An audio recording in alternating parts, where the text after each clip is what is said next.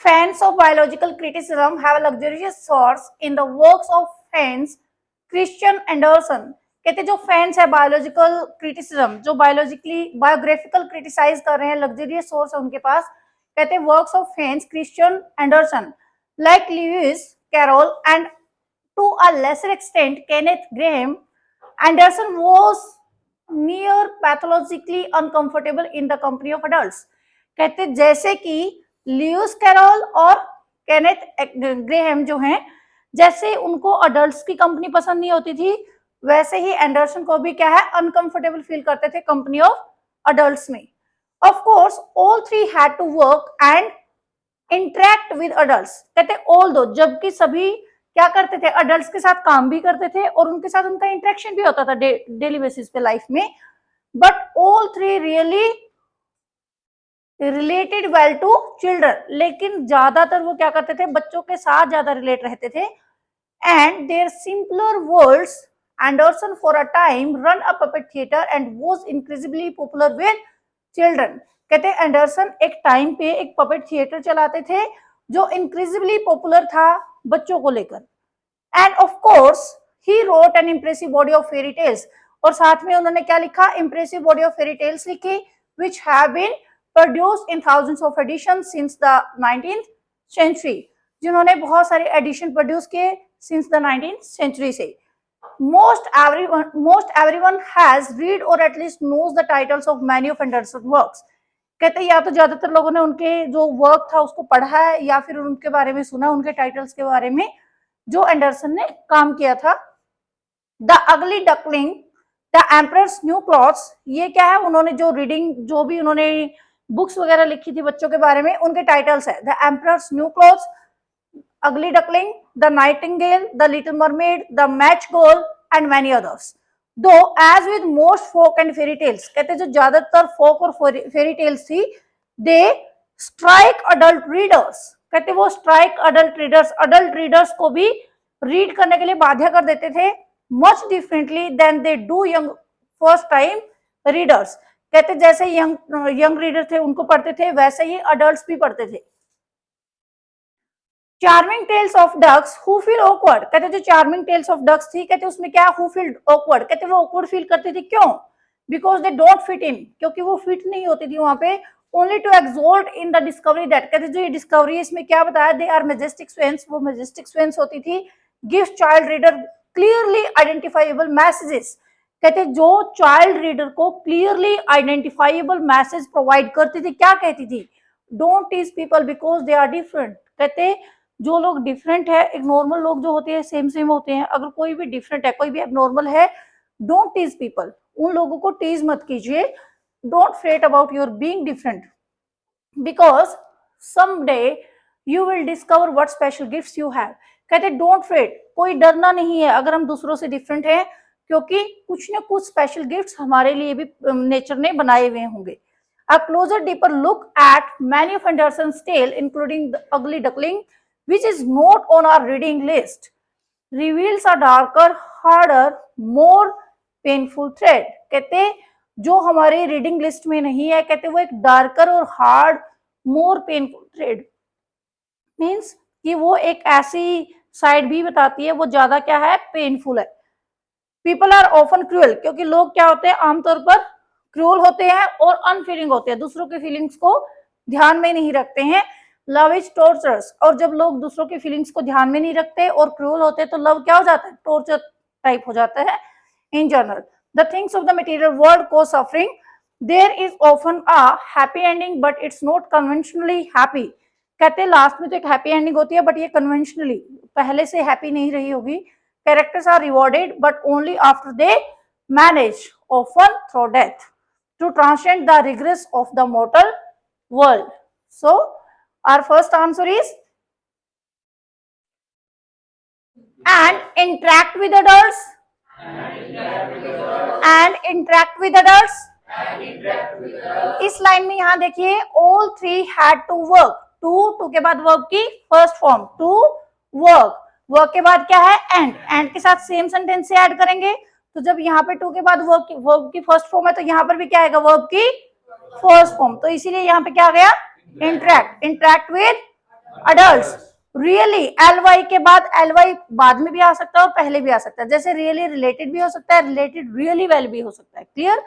सो ly के बाद most of the time क्या आता है, ed के साथ कनेक्टेड होता है. really related, really related. They strike, दे क्या है, प्लूरल सेंटेंस है, तो इसके साथ वर्ब की फर्स्ट फॉर्म आएगी. They strike adult. Feel awkward, ये क्या आपकी कोलोकेशन है, feel awkward. Special gifts, sentence में बताया हुआ है कि अगर कोई भी डिफरेंट है तो डरना की जरूरत नहीं है, क्योंकि नेचर ने क्या है स्पेशल गिफ्ट्स उनके लिए भी रखे होंगे. सो मोर पेनफुल थ्रेड, यहाँ पे क्या डिग्री यूज रखी है, more painful thread. So our first answer is interact with adults, related well, really related well, feel awkward, they strike adult, special gifts, more painful thread.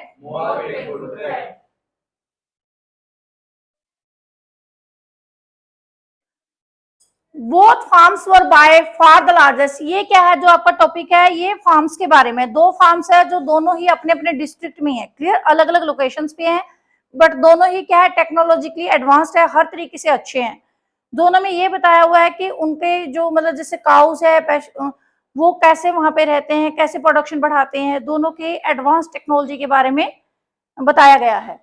So both farms were by far the largest, most prosperous, most technologically advanced farms in their respective districts. Respective districts का मतलब है, मान लीजिए एक जो farm है वो कुरुक्षेत्र में है और दूसरा फार्म क्या है कन्याकुमारी में है, तो अपने अपने लोकेशंस पे दोनों ही बहुत अच्छे हैं. Clear?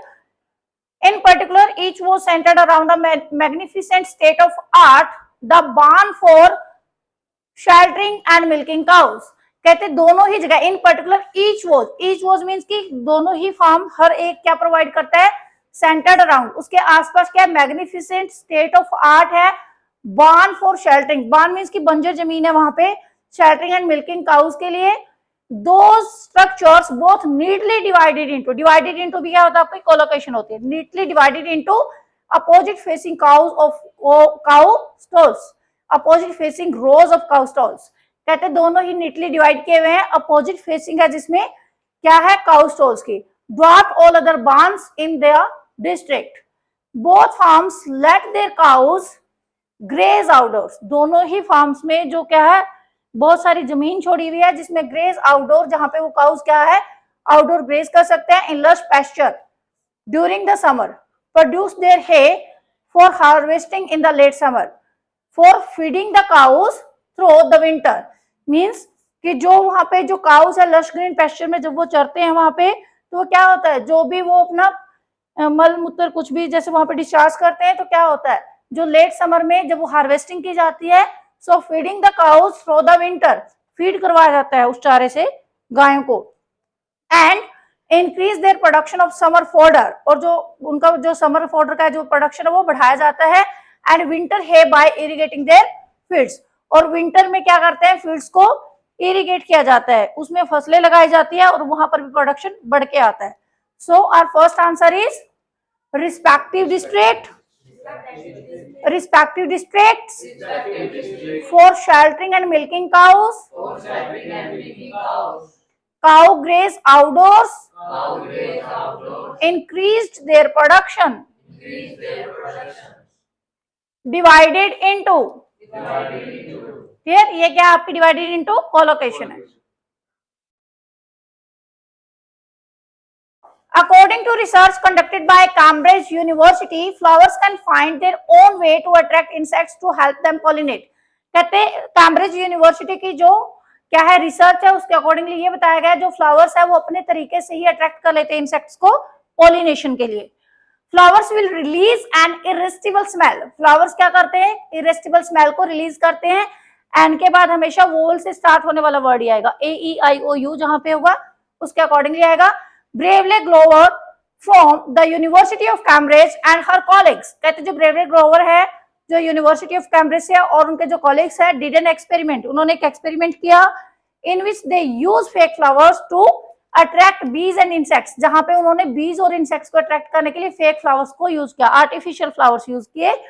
In their experiments they freed many bumble bees from there Origins repeatedly उन्होंने बहुत सारी बम्बल बीज को वहां पे भेजा रिपीटेडली अपने ओरिजिन से and got the same results, और उनको बार बार क्या मिला? So our first answer is an irresistible smell, हर college, their origins, same results.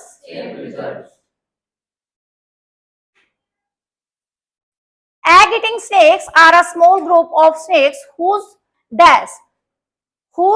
diet consists of only of eggs.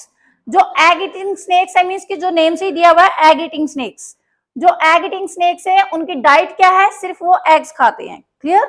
Some eat only small eggs. कुछ जो snakes है वो small eggs खाते हैं which they have to swallow whole. कहते हैं जिसमें क्या है पूरे का पूरा जो egg होता है वो निगल जाते हैं. Swallow whole.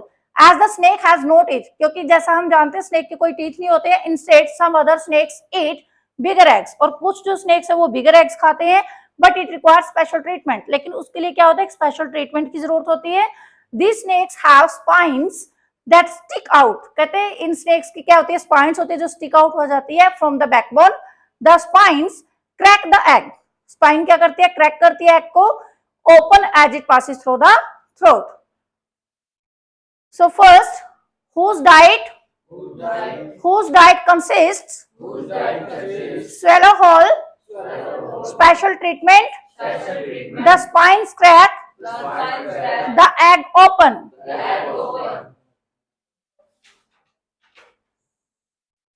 Next, in 2001 he received the SIUC Outstanding Scholar Award. He किसी का नाम दिया हुआ है, प्रोनाउन है क्लियर यहाँ पे, तो इट मीन्स किसी का नाम आएगा. He received the SIUC Outstanding Scholar Award. किसी को स्कॉलर अवार्ड मिला है. In 2003 he received Kraske Award for Distinguished Undergraduate Teaching from the American Society of Microbiology. और उनको क्या मिला है? क्रास्के अवार्ड भी मिला है Distinguished Undergraduate Teaching के लिए अमेरिकन सोसाइटी ऑफ माइक्रोबायोलॉजी में. क्लियर? माइक्स रिसर्च, अब नाम बाद में आया है और प्रोनाउन वाला पहले ही आ गया सेंटेंस. क्लियर? कहते जो माइक की रिसर्च है इज फोकस्ड ऑन, जो माइक की रिसर्च है वो किसके ऊपर फोकस है? उसका bacteria that inhabit extreme environments. जो कहां पर किया था उन्होंने रिसर्च? एक्सट्रीम इन्वायरमेंट्स में. And for the past 12 years he has studied the microbiology. जो पिछले 12 सालों से माइक्रोबायोलॉजी को पढ़ रहे थे वो permanently ice covered lakes in the McMurdo dry valleys Antarctica. McMurdo valley जो है अंटार्कटिका में परमानेंटली जो आइस से कवर हो रखी है. क्लियर? वहां पे उन्होंने स्टडी की. In addition to his research papers, अपने रिसर्च पेपर के एडिशन में इसके अलावा वो क्या करते थे? He has edited a major treatise on photographic bacteria. इसके साथ साथ उन्होंने कॉन्ट्रैक्ट भी साइन किया हुआ था. कहां पर? मेजर ट्रीटिस का मतलब होता है contract. Major treatise on photographic bacteria and served for over a decade as chief editor of the Journal Archives of Microbiology. Means कि वो उन्होंने जो कॉन्ट्रैक्ट साइन किया हुआ था वहां पे डेकेड से भी ज्यादा से काम कर रहे थे एज अ चीफ एडिटर. कहां पे? जर्नल आर्चिव्स ऑफ माइक्रोबायोलॉजी में. He currently serves on the editorial board of environmental microbiology. He currently it means कि वो अब जब यहाँ पे जो ये पैसेज लिखा हुआ है उस टाइम वो कहाँ काम कर रहे हैं? Editorial board of environmental microbiology में. क्लियर?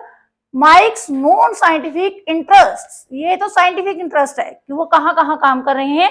जो उनके नॉन साइंटिफिक इंटरेस्ट है क्या है उसमें? इंक्लूड फॉरेस्ट्री, उनको फॉरेस्ट्री पसंद है करना, reading and caring for his dogs and horses, अपने डॉग्स और हॉर्सेस की केयर करना. He lives besides a peaceful and quiet lake. कहते he lives beside a peaceful and quiet lake with his wife Nancy, 5 shelter dogs, dogs के नाम लिखे हुए आगे, and 4 horses, again horses के नाम लिखे. क्लियर हुआ? So our first answer is focused on extreme environments, major treatise, Journal Archives of Microbiology, scientific interests, lives besides. Clear हुआ सभी को?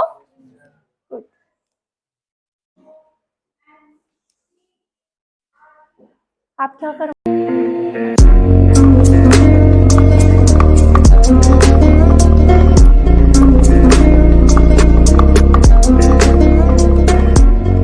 Like, share and subscribe the channel for upcoming videos and also press the bell icon for notifications.